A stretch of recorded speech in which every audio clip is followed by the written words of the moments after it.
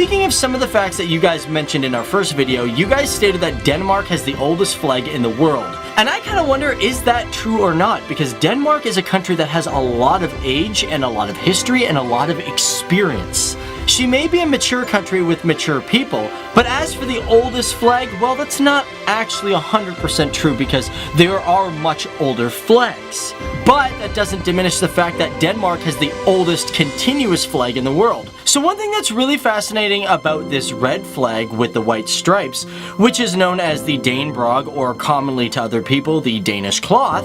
However, many of the kings of Denmark used this red flag with white crosses as early as 1307, but it's also thought to have been developed after the Battle of Lindenice in 1219. But either way, the Guinness Book of World Records has given the country of Denmark the official title of having the oldest continuous flag. So that's number one. And you know, considering we're talking about symbols such as flags, let's talk about other national symbols of the country, and that is animals. So when it comes to national symbols and animals, not a lot of countries really do have animals as a national symbol, but as for Denmark, it's one of the few that does, and it's one of the fewer that actually has two national animals. These two are the elegant mute swan, which has been a national bird since 1984 when it replaced the skylark. And going even smaller, let's not forget about the small tortoiseshell butterfly. And although these two are beautiful in their own way, Denmark is the only country that uses these animals as their representation. And heck, while we're at it, we might as well mention that the national flower is called the Marguerite daisy. Beautiful and elegant, but not deadly. Alright, so we've talked about symbols, we've talked about the flag, but you know, when it comes to Denmark, what is one of the first things that you imagine? Would it be bicycles? Well, it probably would be because a lot of people ride them in that country. You could almost say that it has the most cyclists per capita if there was actually a study done. But take Copenhagen, for example, many people ride them everywhere. And one thing that this country has that no other country has, at least not that I'm aware of, is a bicycle superhighway. That's right. It extends 22 kilometers long, connecting Copenhagen to the outer suburban towns. As well as if you look at the roads, there are certain bike lanes that are actually designed differently from the sidewalk and from the road. This is because their bike lanes are on a different raised level than the sidewalk and the road. And one thing that Denmark boasts is that its country has more bikes than they do cars. As a matter of fact, they have an estimated 4.2 million bicycles to 1.8 million cars. That's really good. These guys are like super green. And if we were to break it down, they say approximately 43% of cyclists are males and 57% are females. And with everybody biking around, it covers 26% of all of the trips in the country, with an average cyclist going 1.6 kilometers a day. The kids have training at schools in the third year, third grade, and again in the ninth grade, and they have to do proficiency tests on the bike lane signaling and all that stuff. My son, who's 8, he was riding on the bike lanes to kindergarten with me, or to daycare when he was 3.5 with his training wheels, riding along. And it's just the way it is. You have to. It's a practical solution. The kids have to start riding so you can get around the city. A lot of times in the U.S., when you're riding your bike, you feel almost like an outlaw. You feel like, can I just find a little tiny bit of space for myself? Here, you feel like they're just laying out the red carpet for you. Now with all this biking, you can imagine that a lot of people are really healthy in Denmark. And as a matter of fact, they did a study, which I don't really know how they got these numbers. I guess they based it off of another country with a similar population. But they say they get 1.1 million fewer sick days than other countries. Again, I don't really know how they got that, but one thing I can say for sure is that if there's a lot of cyclists, that means a lot of people in Denmark really got firm butts. You know what I'm saying? Because they're like, getting in shape. And actually, speaking of health and health care, most people may not know this, maybe even the people within the country may not know this, but the Herlev Hospital is the tallest building in all of Denmark. And it's also considered the 8th tallest hospital in the entire world. It has 28 floors and stands 390 feet tall. And I'm not gonna lie, it looks more like an apartment complex more than a hospital, but I guess that's what they end up looking like when they get so big. But the Herlev Hospital was built in 1975, and they get about 82,000 patients a year, and it is located in Herlev, which is near Copenhagen. And okay, we talked about the tallest thing in Denmark, let's talk now about the biggest. And I'm not talking buildings, I'm talking islands, and not tropical ones. Ooh yeah. And for islands, when it comes to Denmark, the biggest of them all is Sealand Island. And this island is ranked the 13th largest in all of Europe. And as a matter of fact, it's not just the most populated island in all of Denmark, but it's also the 4th most populated island in all of Europe as well. With a population of over 2,267,000 people, it has cities like Copenhagen, Helsingør, Greve, and of course Roskilde. And the island itself makes up 39% of the entire population of Denmark. But as for size, it stretches to be 7,031 kilometers square with an average height of 125 meters. So, we know that Denmark is one of the oldest countries, we know that Denmark has the oldest continuous flag, but what about cities and structures? What is the oldest place in Denmark that is confirmed? This is the town of Ribe. This is the town of Ribe, and it's been around for a long time. With a population of slightly over 8,000 people, it claims to all of its tourists that it is not just the oldest town in all of Denmark, but the oldest in all of Scandinavia. Being first established in the 8th century with an attested document for the city dated in 1854. And as a matter of fact, the Ribe Cathedral is one of the oldest buildings in all of Denmark. Being built in 1860 along with the town, in 2010 it had its 1300th anniversary birthday, which was a giant party and I really wish I didn't miss it. However guys, that is us just peering into another great country for a part 2 video. Sure, we've missed a lot of other amazing great aspects to this country, such as the fact that we could dive deeper into its culture, history, and even maybe talk about its Nobel Prizes that its citizens has won. Or maybe perhaps its overall achievements such as being developers of Skype and Google. Denmark remains to be a very fascinating country to learn about, and perhaps we will explore more of it in the next episode.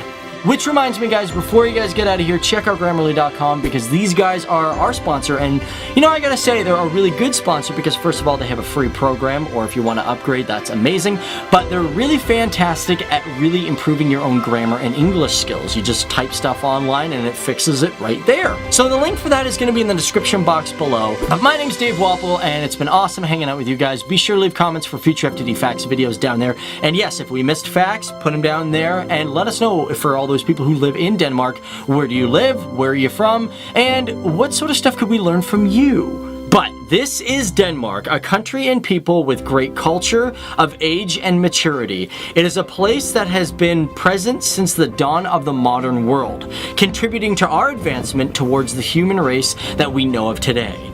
This is a country that has remained true to its heritage, being symbolized by the age of its flag, while its white cross against the red backdrop reminds us of strength and honesty against the blowing winds of time. First thing we gotta start talking about is its population, and it's a pretty big country for its size, being home to approximately 5,748,769 people, at least that's estimated for 2017. To this estimate, it is listed as the 112th largest country due to population, and all these people are spread across a unique landscape that is approximately 42,931 square kilometers, which means for every square kilometer you go, you'll see approximately 133.4 people. I really hope you don't see 0.4 people because that would just be disgusting. They'd be cut into like almost half. Now keep in mind, a good portion of Denmark's size of land can't be accurately calculated. And this is due to the fact that because it's in an archipelago, there's so many times that tides come in and wash away islands. And this is because although it is a beautiful place, it is quite flat. It has an average elevation of 34 meters above sea level, which sets Denmark at 4th when it comes to countries with the lowest average elevation. Other countries like Maldives, Qatar, and the Netherlands are ahead of it.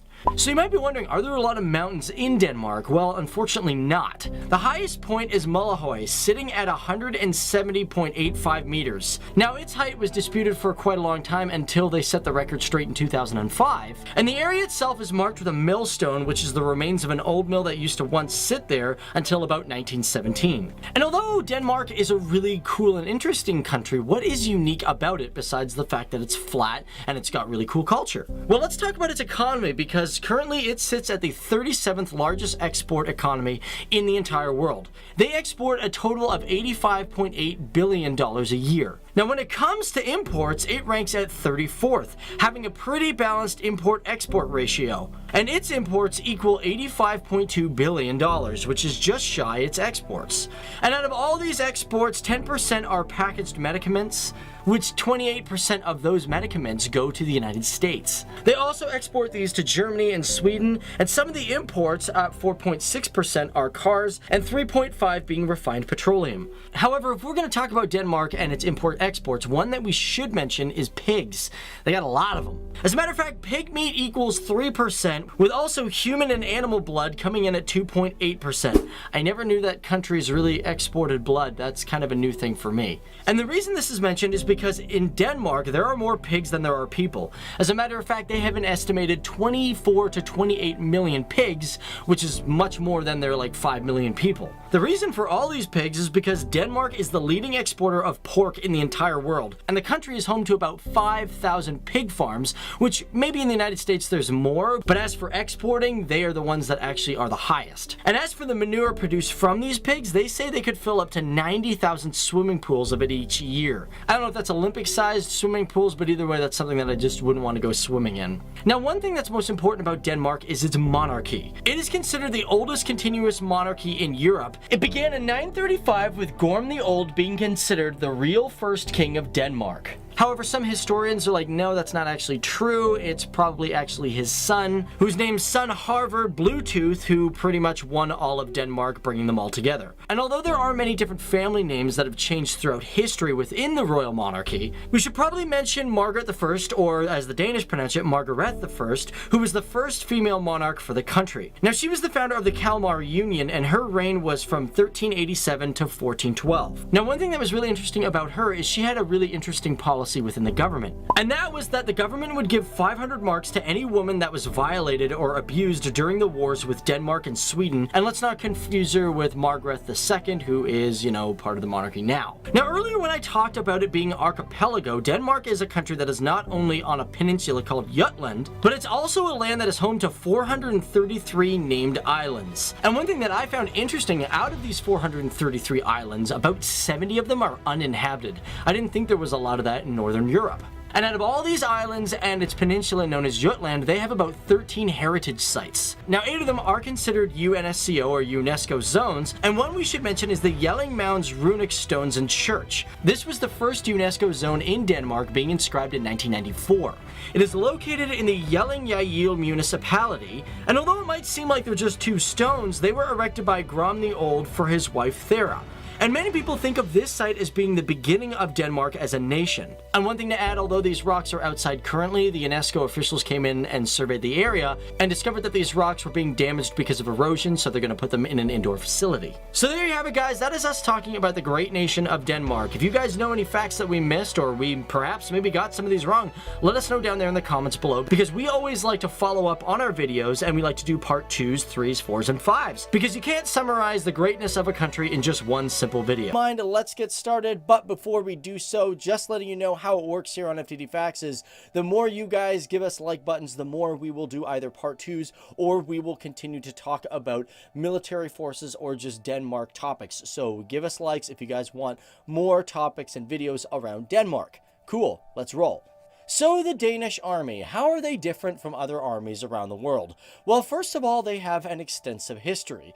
But as for today, the Army's main mission states that the Army guarantees that Denmark can at any time provide a robust reaction camp group in international operations and solve the necessary tasks at home. So it is known as the Danish Army, and it has been around for a long time, and it's got a history. As a matter of fact, it's one of the longest standing armies in today's world, as it was originally founded on November 17th, 1614, when a conflict between Denmark, Norway, and Sweden was happening at the time. Although the country and region of Denmark had its own armies long before this and during Viking times, it also did have several conflicts with Sweden even in the 1400s. But as for the modernized version of this army, it was formed pretty much after the Kalmar War, which was between Denmark, Norway, and the country of of Sweden. Now, the reason this new army was formed was simply out of the lessons that they learned from the Kalmar War. They learned that they needed a more unified army that was designed to protect Denmark's interest and prevent war. And because of that, it was established by King Christian IV, who actually served as commander-in-chief of this new army, which as of today is over 400 years old. That is an old army. So for this newly formed army of Denmark, one of its first major engagements was during the 30-Year War, which was a war between many of the Central European countries that began in 1618. Although the war did begin in 1618, Denmark didn't mobilize and enter the war until about 1625. This is when Danish forces had been mobilized and sent to Lutheran communities of what is now Lower Saxony in Germany. And it was during that time when Denmark made its point during the war, as it defended these Lutheran communities against the imperial forces. Of course, throughout history, Denmark has been a part of many major conflicts, such as the Northern War, the Dano-Sweden War of 1657 and 1658, the Napoleonic War, and of course the First and Second War of Schleswig, and many more. To go a little further into this, the Second War of Schleswig is a very important war for Denmark. Because although it ended in 1864, it was the last time for a long time that Denmark had ever committed the Danish army to any form of combat. But now it's the 1900s, and Denmark actually remained very quiet for the early turn of that century. And although the Danish army kept its nose out of many other conflicts, the Second World War was just booming around the corner. So the one thing was, when it came to Denmark and its sort of position during the Second World War, is they really didn't have much of a position because they were occupied very quickly. Because on April 9th of 1940, Germany had began its occupation of Denmark. It was in the early morning around 4:50 a.m. that the Danish army had first come into conflict with the German military just outside Lintofbjerg, which was one of the first major battles that began the occupation of Denmark. Now, compared to other countries around the world, for Denmark, a lot of historians actually argue over the amount of casualties that happened during the war. Because it's estimated that anywhere between 20 to 40 Danish soldiers were lost or wounded, with about 20 Germans who were also lost or wounded. But either way, guys, that is just a brief look and history at the Danish army, because I want to jump into the modern world because there's some interesting facts about what it is today. Because it's interesting to know that in 1995, the Danish army was a part of an operation in Bosnia, known as Operation Bolabank, or in English, Operation Hooligan Bashing. Should also be mentioned, this is also linked to Operation Amanda, in which Danish forces were heavily a part of the United Nations Protection Force, also known as UNPRO-4. It should be noted that on April of 1994, during Operation Bolabank, it was the first conflict that Denmark had ever been a part of since the Second World War.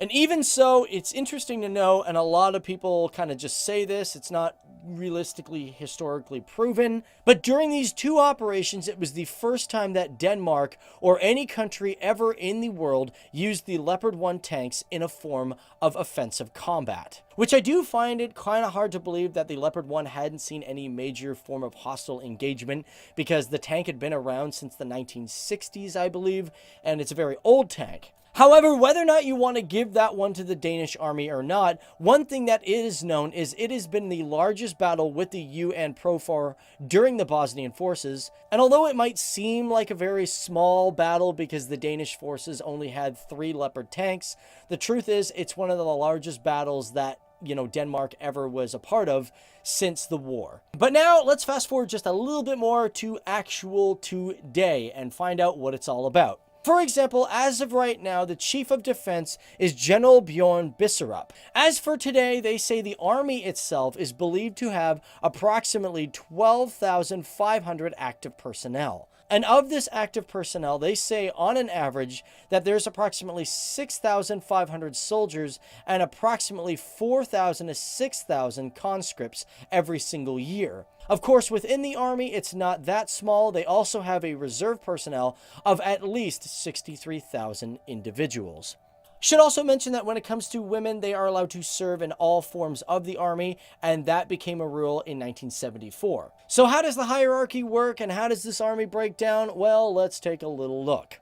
Unlike some other armies around the world, Denmark is said to only have one division called the Danish Division, in which under there are 2 brigades. As well, these 3 major units are located in 2 areas of the country. For example, the Danish Division and 1st Brigade operates out of Haderslev, and of course, the 2nd Brigade operates out of Slagelse to the east. Under all of this, there is several different types of services, such as the Army Combat Fire and Support, which is basically your artillery. There's also the Engineer Regiment, the Signal Regiment, Logistics Battalion, and of course, Army Intelligence. Also, I should mention that there is a special cavalry unit called the Guards Hussars. I always thought that that was a really cool name. And under this, there is a regiment also called the Jutland Dragoon Regiment. Now, this is a very important regiment because they are the only armored battalion and they use the main battle tanks. And I should also mention that it was this particular regiment that was used during Operation Bullbank. And to break down some of the equipment that this army uses, in the Dragoon Regiment,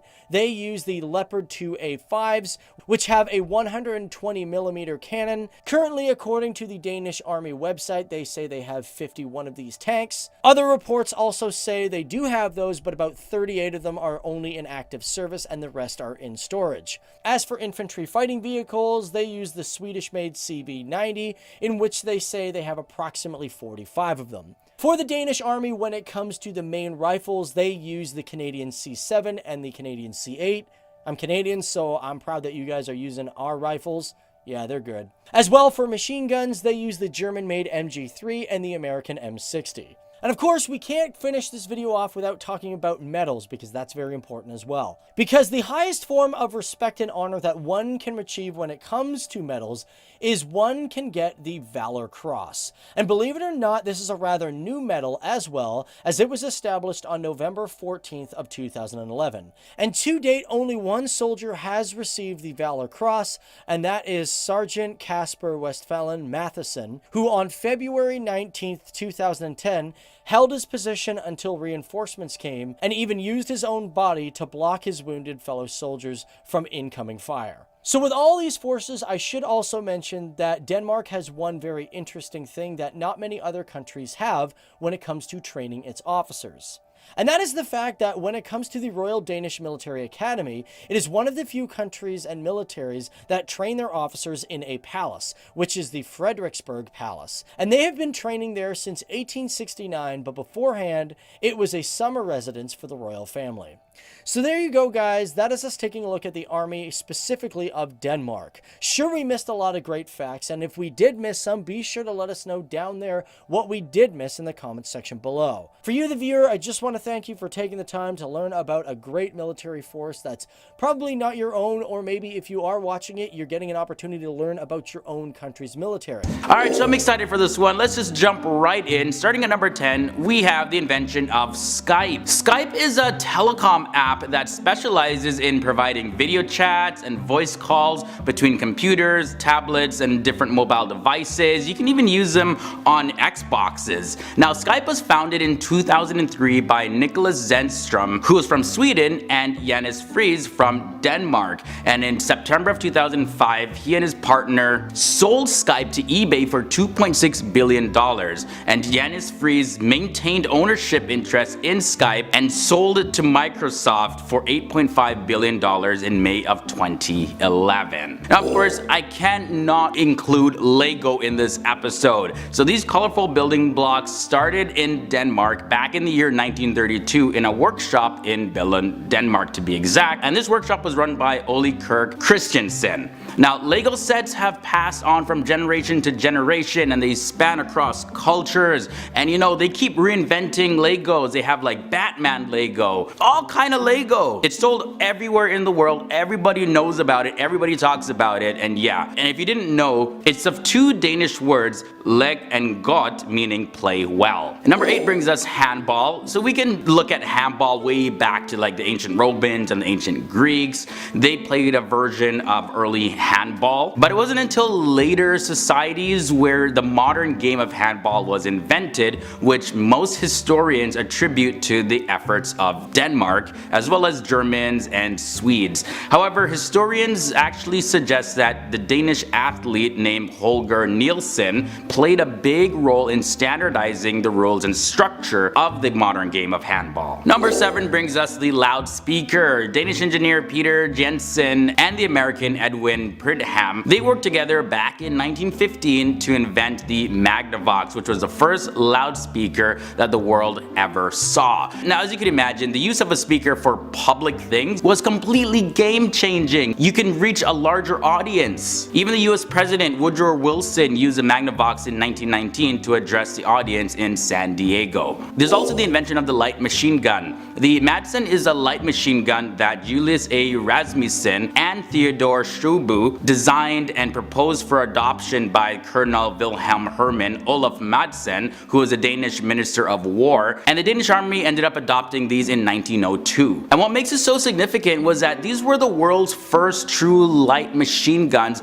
that were produced in large quantity, and they were able to sell to over 34 different countries. They were used in combat for over 100 years. At number 5, halfway in, we have electromagnetism, which is attributed to Hans Christian Ørsted, and he was born in August 14th, 1777, and he lived up until March 9th, 1851. So who was he? Well, he was a Danish physicist and chemist who discovered that electrocurrents create magnetic fields, which was the first connecting piece between electricity and magnetism, and Ørsted's law and Ørsted was named after him. Number 4 brings us pure yeast. Now, back in 1887, there was a whole lot of excitement for beer drinkers of Denmark when Dr. Emil Christian Hansen discovered a method of actually creating what is called pure yeast, and that ended the beer disease that was plaguing the country years before. Now, this whole method changed everything for the entire industry, and the new yeast was rightfully named the Saccharomyces carlsbergensis. We can also thank Denmark for the dry cell battery. Frederick Louis Wilhelm Hellensen